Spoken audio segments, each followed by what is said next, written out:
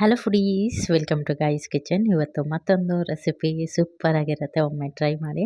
ಬನ್ನಿ, ತಡ ಮಾಡಿದೆ ರೆಸಿಪಿ ಹೇಗೆ ಮಾಡೋದಂತ ನೋಡ್ಕೊಳ್ಳೋಣ. ಬೆಳಗಿನ ತಿಂಡಿಗೆ ಲೇಟಾಗಿದ್ದಾಗ ಪಟಾಪಟ ಅಂತ ಮಾಡ್ಕೊಂಬಿಡ್ಬೋದು. ಮೊದಲೇದಾಗಿ ಬಾಣಲಿ ಇಟ್ಕೊಂಡು ಎಣ್ಣೆ ಹಾಕ್ಕೊಂಡಿದ್ದೀನಿ. ಅದಕ್ಕಾದ ನಂತರ ಸಾಸಿವೆ ಮತ್ತು ಜೀರಿಗೆ, ಇದಾದ ನಂತರ ಉದ್ದಿನಬೇಳೆ, ಕಡಲೆಬೇಳೆ ಎರಡನ್ನೂ ಸೇರಿಸ್ಕೊಂಡಿದ್ದೀನಿ. ಸಣ್ಣ ಉರಿನಲ್ಲಿ ಇದನ್ನು ಫ್ರೈ ಮಾಡ್ಕೋಬೇಕಾಗತ್ತೆ. ನಂತರ ಹೆಚ್ಚಿರ್ತಕ್ಕಂಥ ಶುಂಠಿ ಮತ್ತು ಬೆಳ್ಳುಳ್ಳಿ ಎರಡನ್ನೂ ಸೇರಿಸ್ಕೊಳ್ತಾ ಇದ್ದೀನಿ. ಈಗ ಚಳಿ ಸೀಸನ್ ಇರೋದ್ರಿಂದ ಈ ಶುಂಠಿ ಬೆಳ್ಳುಳ್ಳಿನ ಇನ್ಕ್ಲೂಡ್ ಮಾಡ್ಕೊಳ್ಳಿ. ಆಗ ಗಂಟ್ಲಿಗೂ ಹಿತವಾಗಿರುತ್ತೆ, ಹೆಲ್ತ್ಗೂ ಒಳ್ಳೆಯದು. ಇದ್ರ ಜೊತೆಗೆ ಹಸಿಮೆಣಸಿನ್ಕಾಯಿ, ನೀವು ಖಾರ ಹೇಗೆ ತಿಂತೀರ ಅದ್ರ ಪ್ರಕಾರ ಸೇರಿಸ್ಕೊಳ್ಳಿ.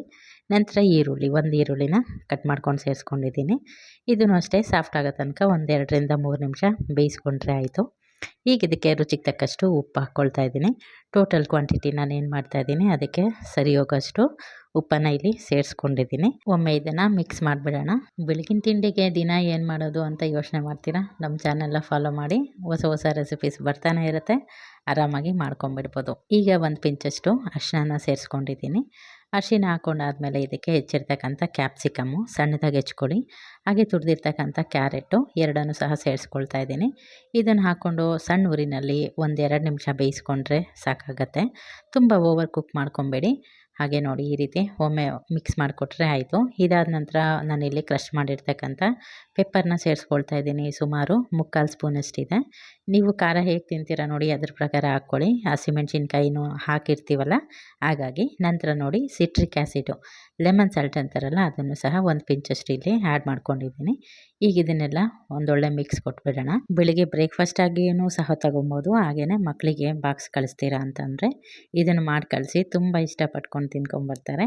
ಬಾಕ್ಸು ಆರಾಮಾಗಿ ಖಾಲಿಯಾಗಿ ಬರುತ್ತೆ. ಅಷ್ಟು ಚೆನ್ನಾಗಾಗುತ್ತೆ ರೆಸಿಪಿ. ತಪ್ಪದೆ ಟ್ರೈ ಮಾಡಿ ಅಂತ ಹೇಳ್ತೀನಿ. ಈಗ ನೋಡಿ, ಇದನ್ನೆಲ್ಲ ಮಿಕ್ಸ್ ಮಾಡಿ ಆಯ್ತಲ್ಲ. ಕೊನೆಯದಾಗಿ ಇದಕ್ಕೆ ಒಂದು ಪಿಂಚಷ್ಟು, ಅಂದರೆ 1/4 ಸ್ಪೂನಿಂದ ಸ್ವಲ್ಪ ಕಡಿಮೆ ಗರಂ ಮಸಾಲ ಪೌಡರ್ನ ಸೇರಿಸ್ಕೊಳ್ತಾ ಇದ್ದೀನಿ.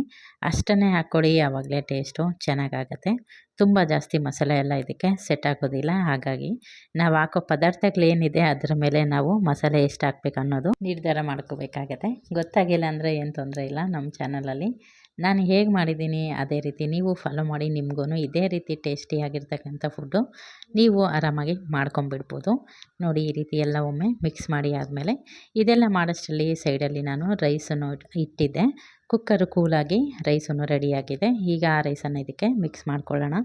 ನೋಡಿ, ರೈಸ್ ರೆಡಿ ಇದೆ. ಈಗ ಒಗ್ಗರಣೆ ಜೊತೆಗೆ ಮಿಕ್ಸ್ ಮಾಡಿಕೊಂಡು ಈ ಗೊಜ್ಜು ಜೊತೆಗೆ ನೀಟಾಗಿ ಹೊಂದ್ಕೋಬೇಕು ರೈಸು. ಆ ರೀತಿ ಇದನ್ನು ಮಿಕ್ಸ್ ಮಾಡ್ಕೋಬೇಕಾಗತ್ತೆ. ಕೊನೆಯದಾಗಿ ಕೊತ್ತಂಬರಿ ಸೊಪ್ಪು ಹಾಕಿಲ್ಲ ಅಂದರೆ ಹೇಗೆ ಅಲ್ವಾ, ಅದು ಹಾಕಿದ್ರೇ ಡಿಶ್ ಅನ್ನೋದು ಕಂಪ್ಲೀಟ್ ಆಗೋದು. ಈಗ ಒಂದು ಹಿಡಿಯಷ್ಟು ಕೊತ್ತಂಬರಿ ಸೊಪ್ಪನ್ನು ಸಣ್ಣದಾಗಿ ಹೆಚ್ಚಿದ್ದೆ, ಅದನ್ನು ಸಹ ಸೇರಿಸ್ಕೊಳ್ತಾ ಇದ್ದೀನಿ. ಆರಾಮಾಗಿ ಹಾಕ್ಕೊಳ್ಳಿ, ಧಾರಾಳವಾಗಿ ಚೆನ್ನಾಗಿರುತ್ತೆ ಫ್ಲೇವರು. ಈಗ ಎಲ್ಲನೂ ಚೆನ್ನಾಗಿ ಹೊಂದ್ಕೊಳ್ಳೋ ರೀತಿಯಲ್ಲಿ ಇದನ್ನು ಮಿಕ್ಸ್ ಮಾಡಿಕೊಂಡ್ರೆ ಸೂಪರ್ ಟೇಸ್ಟಿಯಾಗಿರ್ತಕ್ಕಂಥ ರೈಸ್ ಐಟಮು ರೆಡಿಯಾಗಿ ಹೋಗುತ್ತೆ. ಇದಕ್ಕೆ ಹೆಸರು ಏನಂತ ಕೊಟ್ಟಿಲ್ಲ, ಸುಮ್ಮನೆ ಹಾಗೆ ಟ್ರೈ ಮಾಡಿದ್ದೆ. ಸಖತ್ತಾಗಿತ್ತು. ನೀವು ಕೂಡ ಮಾಡಿ ನೋಡಿ, ನಿಮಗೂ ಇಷ್ಟ ಆಗುತ್ತೆ. Thank you.